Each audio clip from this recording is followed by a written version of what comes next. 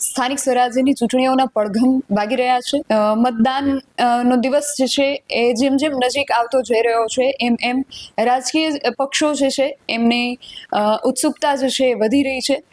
ઘણા બધા પ્રશ્નો રાજકીય પક્ષોના મનની સાથે સાથે સામાન્ય જનતાના મનની અંદર પણ છે, અને એ પ્રશ્નો જે છે એ એમની જે સમસ્યાઓ છે, એમની જે પીડાઓ છે એ 26 તારીખે ઈવીએમ મશીનની અંદર બંધ થશે, અને જે રાજકીય પક્ષો છે, જે ઉમેદવારો છે, એમનું ભવિષ્ય એની અંદર બંધ થવાનું છે. ત્યારે હાલ આ સ્થાનિક સ્વરાજ્યની ચૂંટણીના માહોલમાં રાજકોટની અંદર શું પરિસ્થિતિ છે એનું એક એક ગણિત, એક એક આંકડાઓ સાથે આપણે સમજવું છે. ને રાજકોટના રાજકારણને છેલ્લા ઘણા વર્ષોથી રિપોર્ટિંગ કરી રહેલા સિટી ન્યૂઝના એડિટર અનિરુદ્ધભાઈ નકુમ પાસેથી રાજકોટનું જે રાજકારણ છે એ વધુ વિશેષ આપણે જાણી શકીએ, એટલા માટે જ આજે અમે અનિરુદ્ધભાઈ પાસે જ આવ્યા છે અને એમની પાસેથી જાણવું છે કે રાજકોટમાં અત્યારે શું પરિસ્થિતિ છે અને આગામી દિવસોની અંદર શું થઈ શકે છે.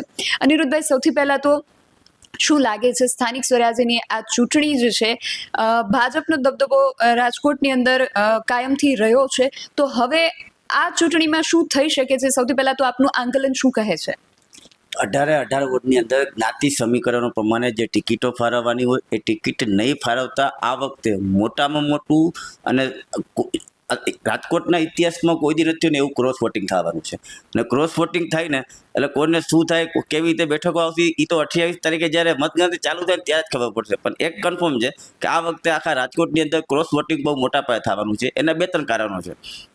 પહેલું કારણ કે જે પક્ષોના જે ઉમેદવારો હતા એ લોકો જેને ટિકિટ દેવાની હતી એ લોકોને ટિકિટ આપવામાં ન આવી, એટલે એ લોકો બધા નારાજ છે. કોંગ્રેસ હોય, ભાજપ હોય કે આપ હોય, એટલે એમાં ખાસ કરીને ભાજપમાં બધા લોકો નારાજ છે. એના કારણે એ લોકો નારાજગીના કારણે કદાચ ઊંધા ચાલે તો ભાજપને 100% નુકસાન જઈ શકે એમ છે. પ્લસ જ્ઞાતિના સમીકરણના કારણે પણ આ વખતે ક્રોસ વોટિંગ વધારે થવાનું છે. એટલે કે મને નહીં પણ પક્ષોને પણ ભય છે કે આ વખતે ક્રોસ વોટિંગ થશે એવું અત્યારથી પિક્ચર દેખાઈ રહ્યું છે. અને તમે જ્ઞાતિના સમીકરણોની વાત કરી, હમણાં જ રાજકોટમાં બ્રહ્મ સમાજ છે, લુહાણા સમાજ છે, એમનો દબદબો પણ વધારે છે, અને એમણે જે વિરોધ પ્રદર્શન કર્યું તો એનાથી કોને નુકસાન થઈ શકે છે? સૌથી વધારે દબદબો પાટીદાર સમાજનો છે. તમે 2 દિવસ પહેલા જ સિંગારા છે એમને કીધું કે ભાજપે હંમેશા મજબૂત પાટીદાર નેતાઓ સાથે અન્યાય કર્યો છે. એને એમ કીધું છે કે અમે 2000 ઘરો સુધી રૂબરૂ પહોંચ્યા છીએ, 700 લોકોને ટેલિફોનિક જાણ કરી છે કે આપણી જ્ઞાતિ સાથે અન્યાય થઈ રહ્યો છે.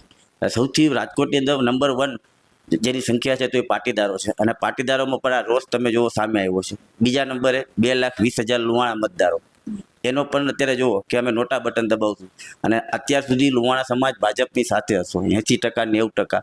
જો એ નોટાને બટન દબાવે તો અમુક તમને વોટ કહી દો, ward number 3, ward number 2, ward number 8, ward number 7, ward number 10. લુહાણાની સંખ્યા વધારે છે, નોટા દબાવે 100% ભાજપને નુકસાન થવાનું છે. એટલે આવી રીતે ક્રોસ વોટિંગ આવી રીતે, એટલે જ્ઞાતિના સમીકરણ અને બધાને લઈને આ વખતની ચૂંટણી કંઈક અલગ પ્રકારની ચૂંટણી છે. આ વખતની ચૂંટણીમાં તમને શું એવું લાગે છે કે બધી ચૂંટણીઓ કરતા અલગ લાગવાનું કારણ શું છે? કારણ કે આ વખતે છે ને સંકલન નથી મેન ભાજપની અંદર. પહેલેથી ભાજપમાં એવું હતું, દર વર્ષે એ લોકોને જ્ઞાતિ સમીકરણનું બધું ગોઠવાઈ જતું દરેક વોર્ડની અંદર 6 મહિના પહેલાં. પણ આ વખતે તમે જુઓ, જ્યારે આગલે દિવસે ફોર્મ ભરવાનું અને આગલે દિવસે રાતે નામ જાહેર થાય છે, અને નામ પણ કેવા કે વોર્ડ નંબર 2 છે તો ત્યાં કોઈ પણ એક બ્રાહ્મણને એક લુહાણો જોઈ, કોઈનું આપ્યું, ત્યાં જૈન સમાજને ટિકિટ આપી, એટલે મોટી ગડબડ થવાની છે. એટલે જીતે તો હાલો, માહોલ કેવો છે તો પછીની વાત છે, પણ જે સંકલન થવું જોઈએ, સંકલનની અંદર બધાના જ્ઞાતિ પ્રમાણે જે નામ સેટ કરવાના હોય એ આ વખતે છેલ્લી ઘડી સુધી ન થયું. અને આ વખતે સંગઠનની પણ રાજકોટની અંદર ધારાસભ્યનું પાનું ચાલ્યું છે, એટલા માટે એ લોકો વચ્ચે પણ દરારો છે. એના કારણે આ વખતે અલગ પ્રકારની ચૂંટણી જોવા મળશે. ભાજપને ન હરાવે ને એ જોવાનું રહ્યું. એટલે ભાજપનો આંતરિક વિખવાદ જ કારણ બની શકે છે. અત્યાર સુધી તમે જુઓ કે આવો વિખવાદ કોઈ દિવસ ભાજપમાં નથી થયો. નાનો મોટો હોય, આટલા વર્ષોથી નાનું મોટું આવડું મોટું પરિવાર હોય તો વિખવાદ આવતો હોય, પણ આ વખતે તમે જો વિખવાદ બહુ મોટો છે કે તમે એક સ્ટેજ ઉપરથી એક ઉમેદવારને તમારે પાછો ઉતારવો પડે, એટલે એ મોટી વાત છે. એ ઇમેજ બજારમાં ફેલાઈ ગઈ છે, એટલા માટે કે આ વખતે તકલીફ પડશે, 100% પડશે. અને આનું કારણ વિજય રૂપાણીની ગેરહાજરી હોઈ શકે? તો ગઈ 2021માં લોકોને ખબર છે કે વિજયભાઈ રૂપાણી હતા એ જ્યારે 2021માં વિજયભાઈ રૂપાણી મુખ્યમંત્રી હતા. મુખ્યમંત્રી હોવા છતાં એને રાજકોટના સારા પ્રોજેક્ટો લઈ આવ્યા હતા. એને રાજકોટ માટે બહુ સારું કામ કર્યું હતું. એના કારણે જ રાજકોટની જનતાએ કોર્પોરેટરના મોઢા જોઈને નહીં પણ વિજયભાઈ રૂપાણીના નામ ઉપર લોકોએ મતદાન કર્યું હતું. એટલે જ 68 બેઠકો આવી હતી. આ વખતે એવો કોઈ ચહેરો રાજકોટની અંદર છે નહીં. એટલે આ વખતે જોઈએ હવે 28 તારીખ ખબર પડશે. તો ભાજપને જે રીતે વિજયભાઈ રૂપાણીની ખોટ પડી છે તો કોંગ્રેસના વખતે ઇન્દ્રનીલ રાજ્યગુરુની ખોટ વર્તાય છે. 100% ઇન્દ્રનીલભાઈ સામાકાંઠા ઉપર 7 થી 8 વોર્ડની અંદર એની અસર હતી. પ્લસ જે નબળા ઉમેદવારો હોય એને આર્થિક રીતે મદદ પણ કરતા. અને ઇન્દ્રનીલના જવાથી એનું એક ગ્રુપ હતું. આટલા વર્ષથી કોંગ્રેસમાં હોય તો એનું એક ગ્રુપ હતું. એ ગ્રુપ એનું પોતાના જે અંગત માણસો હોય એ પણ અત્યારે મેદાનમાં નથી. એના કારણે કારણ કે ચૂંટણી રણનીતિમાં એને ખબર હતી કે મારે ક્યારે ગેમ રમવી, કેવી રીતે ગેમ રમવી. આ વખતે એની પાસે એવું કોઈ નથી. એટલે જોઈએ હવે શું થાય છે. અને વિપક્ષની વાત આવી છે તો આમ આદમી પાર્ટી જે રીતે ધીમે ધીમે સૌરાષ્ટ્રની અંદર પગ પેસારો કરે છે ને સૌરાષ્ટ્રનું કેન્દ્ર એટલે રાજકોટ, તો શું લાગે છે રાજકોટમાં આમ આદમી પાર્ટીની શું પરિસ્થિતિ બની શકે આ વખતે? સૌરાષ્ટ્રની અંદર આમ આદમી પાર્ટી આવશે. તાલુકા પંચાયતમાં, જિલ્લા પંચાયતમાં જોઈએ કેટલી બેઠક આવે પણ ધીમે ધીમે એની એન્ટ્રી થઈ રહી છે. કારણ કે તમે ગામડામાં અત્યારે એનો માહોલ બહુ સારો છે. ગામડામાં ખેડૂતો કે અન્ય લોકો બધા અત્યારે આપ કહી રહ્યા છે. પણ એ ખબર તો ક્યારે આપણે તો ખાલી એક માહોલ જોઈને બોલી શકી કે ભાઈ આવો માહોલ છે અત્યારે. એ તો ખબર તો સાચી આપણને 28 તારીખે જ પડશે.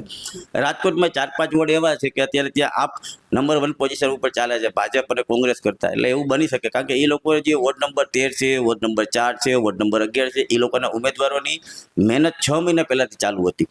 એ લોકો બધે લોકોને જે શિક્ષિત લોકો છે એટલે થોડો ઘણો ફેર પડશે.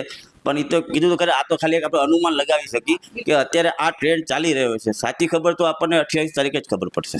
અને જો આમ આદમી પાર્ટી આવે છે કે એની એન્ટ્રી રાજકોટની અંદર થાય છે તો એ નુકસાનકારક ભાજપ માટે વધુ થશે કે કોંગ્રેસ માટે થશે? પહેલા તો આ લોકોને બહાર પાડ્યું છે એનો આધારપત્ર કે દરેક વોર્ડની અંદર ઇંગ્લિશ સ્કૂલો હશે, દવાખાનાઓ બનાવવામાં આવશે. એટલે એ લોકોએ જે દિલ્હી મોડલ હતું ને પહેલા કે છોકરાઓ પાસેથી સ્કૂલમાં ફી નહીં લેવાની, આધુનિક સ્કૂલ બનાવવાની, એવી બધી જો વ્યવસ્થા કરી છે. એટલે એના ઉપર લોકો કેવી રીતે મતદાન કરે છે એ તો હવે આપણને 26 તારીખે અને સાચી ખબર તો 28 તારીખે જ ખબર પડશે. પણ આ વખતે એવું લાગે છે કે તમે જો 2021ની અંદર આમ આદમી પાર્ટી પહેલી વાર ચૂંટણી લડી રહી હતી ત્યારે રાજકોટની અંદર 18 વોર્ડમાંથી 6 વોર્ડ એવા હતા કે એ બીજા નંબર ઉપર હતી અને ત્રીજા નંબર ઉપર કોંગ્રેસ હતી. 6 વોટ એમાં એક તો 8 નંબરનો વોટ છે શિવરાજ બારસિયા, એ 7200 મત લઈ ગયા હતા. પછી 4 નંબરના વોટની અંદર તમે જુઓ તો રાહુલ ભુવા, તો એ લગભગ 9800 મત લઈ ગયા હતા. એ જ પ્રમાણે તમે 13 નંબર જુઓ સંજયસિંહ વાઘેલા, એ પણ સારા મત લઈ ગયા હતા. એટલે આ વખતે એ લોકો 5 વર્ષથી મહેનત કરી છે. એટલે ત્યાં પણ પેનલ તૂટે અને એકાદ બે આપના આવે એવું અત્યારે લાગે છે. અને શું લાગે છે મતદાન કેટલું થશે? હું તો કહું મતદાન 60% ઉપર થાય. લોકોનો 18 વોર્ડમાં મેં અમારો એક કાર્યક્રમ હતો રૂબરૂ કરીને. એટલે 18 વોર્ડની અંદર મેં ભાજપ કોંગ્રેસના કાર્યો સાથે મેં કોઈ દી મળ્યો જ નથી. હું સામાન્ય લોકોને મળ્યો છું. સામાન્ય લોકોના ઘણા બધા દર્દો હતા કે ગંદુ મોટી સમસ્યા રાજકોટની અંદર જો મારા રૂબરૂ કાર્યક્રમમાં આવી તો ગંદા પાણીની આવી છે. નાના પછાત વિસ્તારોમાં પાણીની બહુ તકલીફ છે. ખાલી 10-10 મિનિટ પાણી આવે છે, ગંદુ પાણી આવે છે, ટાઈમસર પાણી નથી આવતું. આ બધી ફરિયાદો બહુ મળી છે. રોડ રસ્તાની જે ફરિયાદો હતી એ બધી ફરિયાદો છે. અને ગંદકી, પછાત વિસ્તારોમાં સફાઈનો બહુ અભાવ છે. આ મુદ્દા ઉપર મેં જે રિપોર્ટિંગ કર્યું છે ને એટલે એવું લાગે છે કે મને એટલા માટે 60% દેખાય છે કે કદાચ ગુસ્સો આવે લોકોનો બહાર તો 60% ઉપર પણ મતદાન થાય તો નવાય નહીં. અને જો આ મતદાન વધુ થશે તો એની કેવી અને શું અસર થઈ શકે છે? કોઈને ખબર ન પડે, બધા ગાંડા થઈ જાય એક દિવસ. કોઈને ખબર જ ન પડે. વધારે મતદાન થાય ને એટલે સમજી લેવાનું કાંઈક નવા જૂની છે, દાળ મેં કુછ કાલા હે. આ નવા જૂની થવાની જે તમે વાત કરો છો તો એની સારી કે ખરાબ કોના પર અસર થશે? ભાજપ ઉપર જ થાય. ભાજપ ઉપર. નવા જૂનીના એંધાણ જે છે વર્તાઈ રહ્યા છે અને આ નવા જૂની જો થાય છે તો એની અસર જે છે એ ભાજપ ઉપર થવાની જે છે એ શક્યતા અહીંયા દર્શાવાઈ રહી છે. હવે શું થાય છે એ આગામી 28મી તારીખે ખબર પડે કે રાજકોટના લોકોનું શું મિજાજ છે અને એમનો મિજાજ જે છે એ કઈ તરફ વળે છે અને કોના માટે ફાયદાકારક અને નુકસાનકારક સાબિત થાય છે. તમારું આ સમગ્ર વિષયને લઈને શું માનવું છે અમને કમેન્ટ કરીને ચોક્કસથી જણાવજો. આવા જ વધુ અહેવાલો સાથે મળતા રહીશું. તમે મારી યુટ્યુબ ચેનલને સબસ્ક્રાઇબ કરવાનું અને અમને ફેસબુક અને ઇન્સ્ટાગ્રામ પર ફોલો કરવાનું ભૂલશો નહીં. બાકી અવનવી અપડેટ્સ માટે આપ જોતા રહો BS9 TV ન્યૂઝ. નમસ્કાર.